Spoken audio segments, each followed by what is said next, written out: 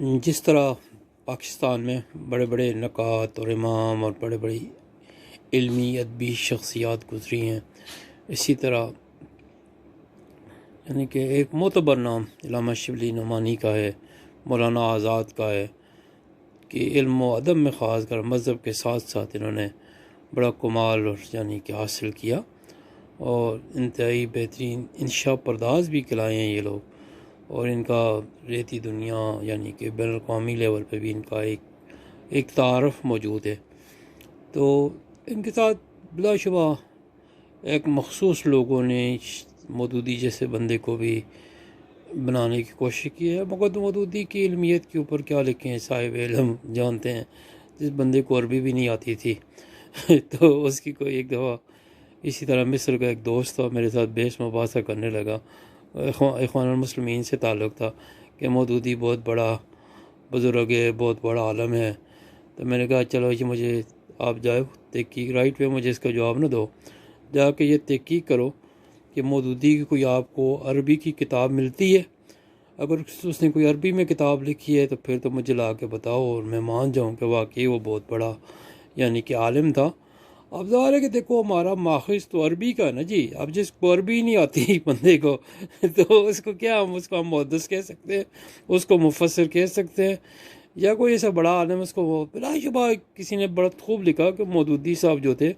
وہ اردو کے اچھے انشاء پرداز تھے۔ کیا جی؟ اردو کے، جی بالکل اردو کے انشاء پرداز ان کو اہل علم نے مانا ہے۔ اب دیکھو ایک اردو کا انشاء پرداز ہے تو اس کو اہل عرب میں کوئی بھی نہیں جانے گا، مگر چونکہ ایک ہمارا وہاں پہ گروہی ان کا تعصب ایک یعنی کہ تھا، ایک سلسلہ یعنی کہ اخوان کے ساتھ ان کے روابط تھے عقیدے کے لحاظ سے، تو انہوں نے ان کو خاص کر مصر نے بڑا پروموٹ کیا، اور مصر میں جتنی بھی ان کی کتابیں یا عربوں میں ملتی ہیں جی، وہ مسعود عالم ندوی صاحب کی کتابیں کہ انہوں نے مودودی صاحب کی کتابوں کو ترجمہ کر کے مصر میں یا آگے پیچھے عربوں میں پیش کیا۔ مودودی صاحب کی کوئی کتاب نہیں، تو وہ بیچارہ پھر دوست تھا میرا جو مصری، بڑا ناکام مایوس ہو کے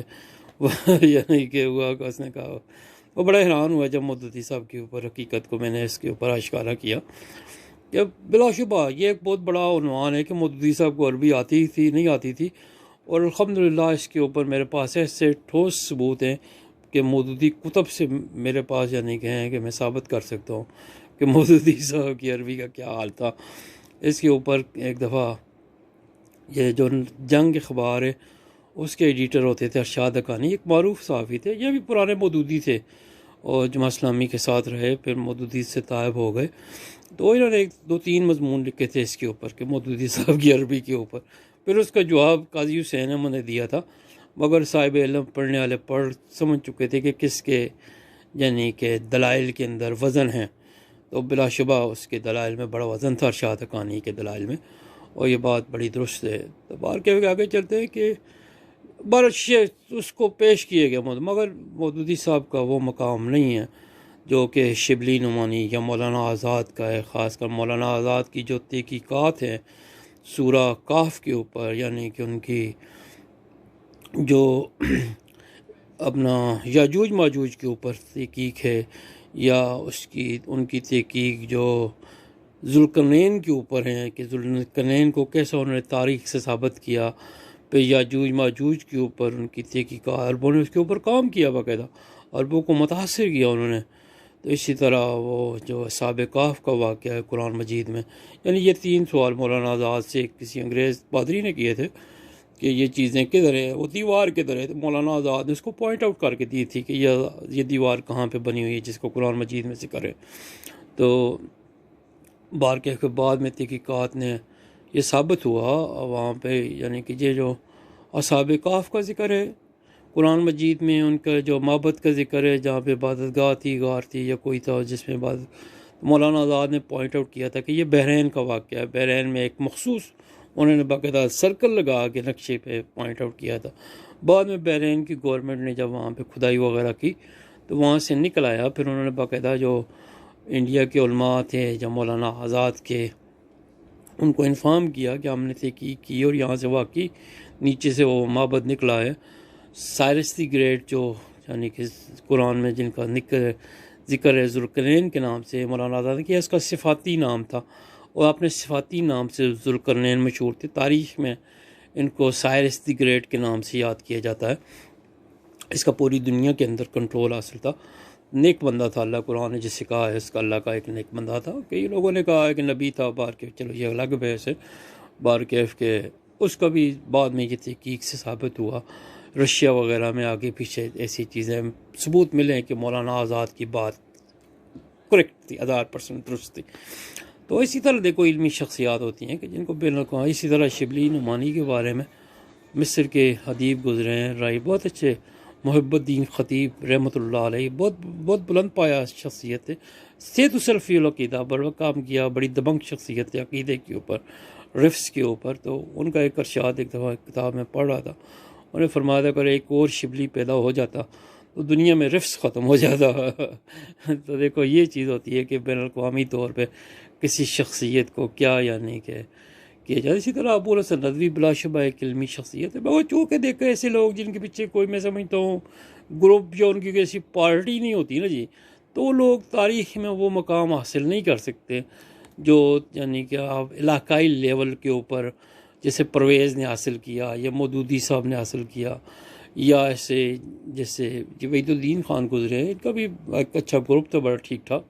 تو ایسے گروپ بنا لیا، اپنا ایک فرقہ بنا لیا، غامدی صاحب کا اپنا فرقہ بن لیا. تو وہ ایسے جو لوگ فرقے شرکے بنا لیتے ہیں تو پھر ان کا نام تھوڑا سا چمکا کے اپنا فرقہ رکھتا، مگر ان لوگوں نے کوئی یعنی کہ سطحی قسم کے کام نہیں کیے کہ ہم کوئی فرقہ بنا لیں اپنے نام پہ. تو یہ بھی ان کی ایک عظمت تھی میں سمجھتا ہوں. تو اسی طرح مصر میں بھی یعنی کہ میں ان کی کتاب پڑھی تھی اپنا ابو الحسن ندوی رحمۃ اللہ علیہ کی، میں حضرت علی رضی اللہ عنہ کے اوپر تھی، المرتضیٰ کتاب کا نام تھا، بڑی پیاری کتاب ہے. تو اس میں انہوں نے ذکر کیا تھا، یہ پہلی دفعہ میں نے ان کی کتاب میں نام سنا، یعنی کہ مصر کے پروفیسر احمد امین المصری. تو انہوں نے ان کے فجر الاسلام کے کئی کتابوں کے حوالے دیے. مجھے بڑا اشتیاق پیدا ہوا، پھر بعد میں اللہ کیا کہ مجھے ان کی کتاب فجر الاسلام مل گئی. تو فجر الاسلام فکری طور پہ یہ بڑی ان کی علمی شاہکار ہے احمد امین کا. 3 حصے ہیں اس کے، یعنی کہ اردو میں اس کے آپ کہہ سکتے ہیں کہ انہوں نے کہا اسلام کی صبح ہے، اسلام کی دوپہر اور اسلام کی شام. تو یہ 3 حصے اس طرح انہوں نے لکھے ہیں. تو اس کے اسلام کو وہ ایک تاریخی بھی اور فکری تاریخ ہے بیسیکلی ہماری اسلام کی. بہت پیاری یعنی کہ کتاب ہے، علم میں بہت اضافہ ہو سکتا ہے. ایک علمی شاہکار ہے واقعی ان کی کتاب. تو اس سے تعارف ہوا مجھے احمد امین کا، تو مجھے بڑا پسند آیا کہ جب کتاب پڑھی. پھر 2 والیوم میں نے پڑھے، ضیاء الاسلام بھی میرے پاس ہے. پھر ان کا ایک مجھے ملا کہ خطوط کی ایک کتاب ملی، خطوط تھے. انہوں نے فرضی جیسے یعنی کہ لکھتے ہیں خطوط اہل علم، اپنے بیٹے کے نام سلیم کے نام خطوط تھے ان کے. تو وہ بھی بہت پیارا شاہکار تھا، یعنی کہ ان کا علمی شاہکار کہہ سکتے ہیں. ان کا بیٹا کہیں یورپ میں رہتا ہے، پھر یورپ میں اپنے بیٹے کو خط لکھتے ہیں. تو ان خطوط کا یعنی کہ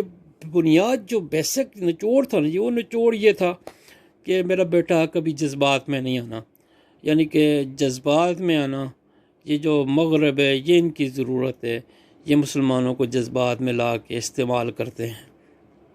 تو اس کے بعد میں نے یہ اصول اپنا لیا کہ جذباتی رویہ، جذباتی سوچ یہ ہماری یعنی کہ ضرورت نہیں ہے جی.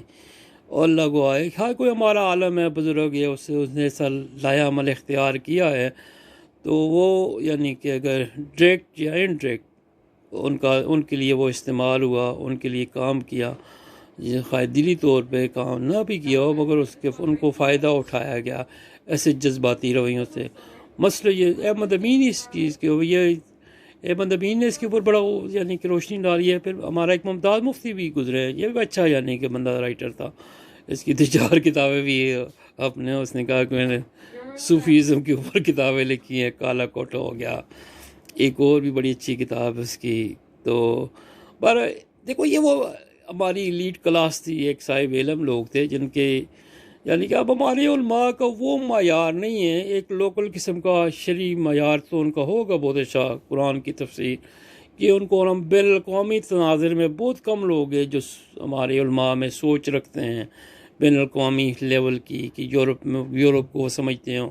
یورپ کے کیا حالات ہیں، وہاں پہ کیا مزاج ہے. چیزوں کا ہم سٹڈی کیا یا جسے خاکسار یہاں پہ بیٹھ کے ایک نظر رکھتا ہے ان کے اوپر، یورپ یا امریکہ کے اوپر نا جی، تو ہمارے یہاں یہ چیز بڑی کم ہے۔ پھر دوسرا مجھے یہاں پہ امریکہ میں یہ بھی بہت بڑا بینیفٹ حاصل ہے کہ یہاں پہ مجھے جتنا بھی لٹریچر، اردو میں لٹریچر ملا نا جی، یہ سارا لٹریچر انڈیا سے آیا تھا۔ یہاں پہ لائبریریوں میں جتنا بھی لٹریچر ہے وہ انڈیا سے آیا ہوا ہے۔ اس وجہ ہو سکتا ہے میری سوچ پاکستانیوں سے اکثر و بیشتر ٹکرا جاتی ہے، مختلف ہوتی ہے۔ اس کی بنیادی وجہ یہی ہے کہ میں نے وہاں سے لٹریچر پڑھا اردو کا جتنا بھی ہے۔ تو بہرکیف کے مقصد یہ تھا کہ یعنی کہ جذباتی رویوں کے اوپر عرض کرنا چاہتا تھا کہ ہماری یہ سوچ رہی ہے۔ تو یہ دیکھو کہ احمد امی یہ نقابرین کی دیکھو میں فکر کو اخذ کر میں کبھی نہیں کہا کہ میرے ہمیشہ یعنی کوشش رہی ہے کہ اکابرین کی جو کتابیں میں نے پڑھی ہیں تو ان کی جو ایک قسم کا ست ہوتا ہے نا، جو نچوڑ ہوتا ہے، وہ آپ بھائیوں کی خدمت میں ہمیشہ پیش کر دیا کروں۔ آپ بھائیوں کو یہ فائدہ ہو سکتا ہے، دیکھو یہ 1000 صفحے کی کتاب ہے، وہ پڑھنے سے آپ کا وقت بچ جائے اور ایک بندے نے پڑھی ہے اس کا ماخذ آپ کے سامنے رکھ دے یار اس کتاب میں یہ، تو ایسا ہونا چاہیے۔ میں بار کوشش ہوتی ہے میری کہ میں ایسی یعنی کچھ رکھوں بار سم ٹائم یعنی کہ، اور باقی سوشل میڈیا پہ مجھے لکھنے میں دقت ہوتی ہے، میری نظر کا مسئلہ ہے، پڑھنے لکھنے میں اب نہیں کر سکتا ہوں، تو کئی غلطیاں ہو جاتی ہیں لکھنے میں، املا میں، تو وہ لوس بھی یعنی کہ بر مزہ نہیں آتا۔ تو آج میں نے سوچا کہ آپ سے اس مخاطب کروں اس کے اوپر، تو انشاءاللہ۔